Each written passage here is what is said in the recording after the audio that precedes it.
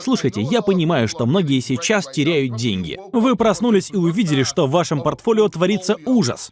Вам очень страшно. Вы чувствуете страх, может, отвращение. Может, монеты ликвидировали, если вы использовали кредитное плечо. Может, все ваши альткоины выглядят хуже, чем в прошлом году. Я хочу немного рассказать вам о том, что, по моему мнению, происходит. Вы на канале Crypto.ru. И в этом выпуске Пол расскажет вам, закончилось ли падение альткоинов. Пишите в комментариях, держите ли вы в своем портфолио какие-либо альткоины. Не забудьте подписаться и поставить лайк под видео. И что я вижу? Так, вы немного успокойтесь, или, по крайней мере, будьте готовы к тому, что, на мой взгляд, произойдет. Я думаю, что это очень важно. И не хочу, чтобы вы жили в страхе. Я не хочу, потому что... Просто подумайте. Страх — это не про то, что может произойти. Это неспособность понять, что происходит. Это вызывает много путаницы и усугубляет ситуацию. Я только что проснулся и пью кофе. Я еще даже не выпил кофе, так что потерпите. У меня хриплый голос. Я подробно расскажу обо всем сегодня вечером в сегодняшнем прямом эфире в 7 часов по восточноевропейскому времени. Обязательно посмотрите его. Но прямо сейчас мы наблюдаем падение, особенно альткоинов. Они обесцениваются, падают, пытаются ухватиться за что-то, чтобы спастись, но хвататься не за что. Биткоин тоже немного падает. Многие задаются вопросом, продолжится ли это падение. Смотрите, дело в том, что мы предсказали падение еще до прихода Трампа к власти. Мы сказали, что если этого не произойдет, когда Трамп вступит в должность, то это станет проблемой. Я говорил, что падение, произошедшее до Трампа, не было достаточно серьезным. Просто не было. Все просто зарабатывали деньги, думая, что они гении. Каждый день создавалось по сколько? По 10 тысяч новых альткоинов. С ИИ произошло как раз то, о чем я и говорил. Все просто добавили ИИ в свои проекты. А затем появились ИИ-агенты, которые все запускали. А на деле это были просто замаскированные мемкоины. В общем, все запускали мемкоины и ИИ-агентов, которые оказались просто И это лопнуло. Это должно было лопнуть, и оно лопается. 2 недели назад я снял видео. 2 недели назад я говорил про ИИ-агентов в ролике. Нет, даже несколько месяцев назад я говорил о пузыре ИИ-агентах. И пару недель назад я говорил в видео, что пузырь лопнет. И похоже, что он лопается. Но это лишь первый пузырь. Давайте объясню, что я имею в виду. Во-первых, давайте поговорим о том, что выбивается из общей картины. Единственное исключение — это биткоин, удерживающий свою цену. Ок, упадет ли он тоже? Скоро поговорим об этом. Но биткоин удерживает свою цену. Вот почему я говорил, что биткоин должен занимать большую часть вашего криптопортфеля. Биткоин, Solana и Sui должны быть основой вашего портфеля на этот период. Но люди становятся жадными, и они стали жадными. Поэтому теперь все эти люди должны выйти. Люди, вложившиеся во все эти щиткоины, теряют деньги. Люди, создававшие все эти монеты, тоже теряют деньги. Бедняки. Это прозвучит плохо, но беднякам нужно оставаться бедными. 95% людей теряют все. Они не получают прибыль, потому что так все устроено. Если прямо сейчас раздать всем в мире по 1000, по миллиону долларов, то через 10 лет будет такая же структура, как и сейчас. Богатые будут богаче, средний класс, может, немного обеднеет через 10 лет, а остальные останутся бедными. Так было всегда. Так работают рынки. Они ставят всех на свои места. Они наказывают людей. Все считали себя гениями. Теперь мы говорим, что это неправильно, это нелогично. Так что хорошо, что сейчас альткоины так сильно падают. Мы действительно получаем то, о чем говорили и что предсказывали. Единственное исключение — биткоин. Так? Так что я хочу сказать? Альткоины падают и катятся в пропасть. Это хорошо, это здорово. Мы можем продолжить после этого. Они уже достаточно упали, может, упадут еще немного, но, на мой взгляд, и этого достаточно. Они напугали людей, разорили людей, это произошло. Богатые стали еще богаче, это случилось.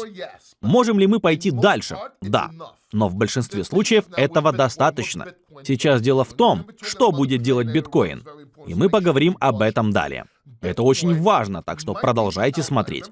Биткоин может оказаться исключением. Помните, я говорил про точки роста? На каждом рынке есть такие.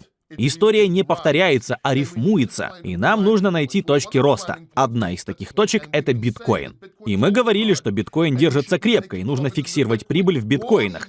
Весь год, весь прошлый год я говорил, фиксируйте прибыль в биткоинах. Господи, и вот почему. Я не был уверен на 100%, но подозревал это. Всегда фиксируйте прибыль как минимум в биткоинах или в USDT и биткоинах, если хотите покупать на падение и так далее.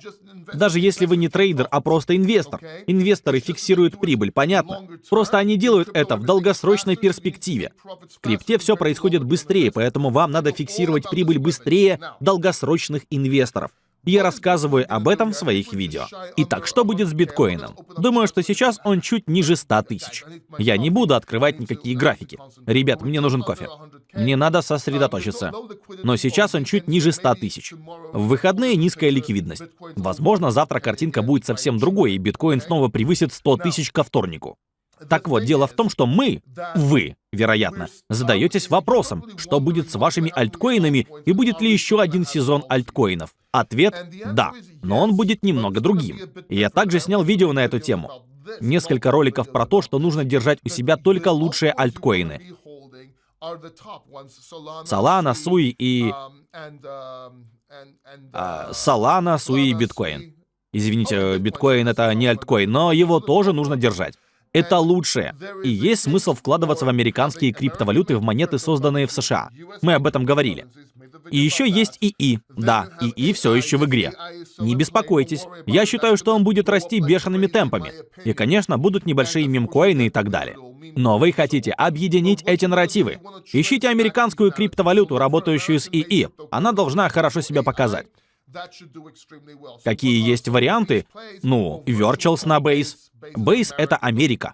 Может, не все монеты, но это хороший вариант. Virtuals — это сама по себе хороший выбор. Можно ли вложить небольшую часть своего портфеля в Virtuals? И мелкие монеты в экосистеме Virtuals? Очень осторожно. Может быть, 1-2% секций ИИ в вашем портфолио, если это имеет смысл. Virtuals — достаточно рискованный вариант. Вот почему я говорю фиксировать прибыль с Virtuals. То же самое Solana, окей? Solana создана в Америке. Да, и Solana, но есть подсеть с ИИ-агентами. Просто выбирайте топовые, но опять же, будьте осторожны. Если вы хотите пойти немного другим путем, без ИИ-агентов, то Render — это ИИ, DePIN, децентрализованная сеть физической инфраструктуры, сделана в Америке. Это хорошее объединение трендов. Так что Render может быть хорошим альткоином в портфолио. Вы можете посмотреть на подобные альткоины. Я поговорю об этом подробнее в прямом эфире и поясню, если вам что-то кажется запутанным.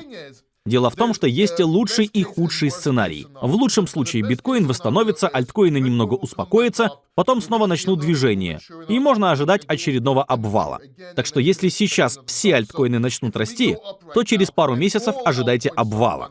По крайней мере, вы сможете выйти в ноль и заработать на щиткоинах. Я сейчас говорю о мелких ИИ-монетах, альткоинах и прочем дерьме. Отделим от них более крупные альткоины, поскольку мы увидим разницу. Разделим эти вещи, хорошо? Итак, в лучшем случае биткоин вырастет, альткоины тоже начнут расти. Может, биткоин начнет торговаться в диапазоне 100-109 тысяч, или как-то так.